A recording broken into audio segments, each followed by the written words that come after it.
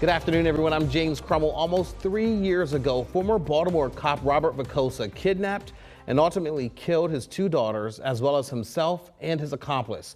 Officials in York County want to make sure cases like this don't happen again. Seth Kaplan live in York with our top story. Good afternoon, Seth. Good afternoon, James. This initiative is about a lot else, to be clear, but that infamous case you mentioned was indeed the impetus. As we all remember all too well, 7-year-old Gianna and 6-year-old Amina Vicosa, back in November 2021, kidnapped by their own father, a Baltimore City cop, who led law enforcement on nearly a week-long chase that ended in Maryland with 4 people dead, including those 2 girls. Big questions then about whether York Area Regional Police reacted quickly enough to calls by the girl's mother that they were in danger. Well, today, not all the answers, but this announcement by a coalition of York County leaders in the same meeting room where nearly 3 years ago they committed to better integrate things to prevent another Vicosa-like case. They say there is now better technology and better cooperation.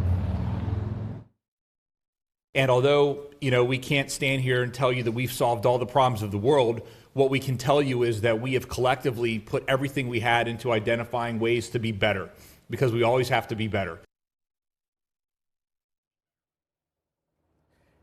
District Attorney Dave Sunday there. One way they say they've gotten better, I mentioned technology as well as cooperation technology, something called e-bodyguard, where it's a cell phone app where basically somebody like Marissa Vicosa, they say, in that situation could have activated help right away from her cell phone, maybe gotten help more quickly. I did mention, of course, it wasn't only a question of technology.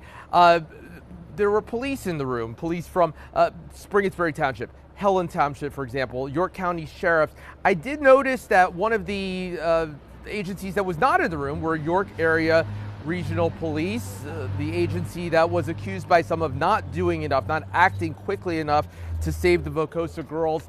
I asked the DA Dave Sunday about that, whether there was anything to be read into that. He said no. He said that had nothing to do with what was going on today here, that these were departments that happened to be on a committee dealing with this. Have more of his answer, James, coming up later, as well as more details about what this new initiative is going to do for folks here. But Seth, as you mentioned, though, this Vicosa case, this made national headlines, and it really was the impetus for this. And the police are really taking it seriously. Is this being implemented now? Has it already started? Yeah, some of it has already started. Some of it they're still looking to roll out. For example, they're looking at kiosks, just to give you one example. Again, we'll get into more later, but kiosks where someone, if they live in some far-flung area of the county and the barrier to going in and getting a protection from abuse order is just transportation to getting downtown, they'd be able to use like an ATM-like kiosk to go ahead and get help there. That's in the future. That's under development. But some of the technology like e-bodyguard and some of the low-tech integration of resources already happening. Good to see plans are being put into place, though, and action being taken. Seth Kaplan, live for us in York. We'll look for your full report coming up tonight beginning at 5. Thank you so much.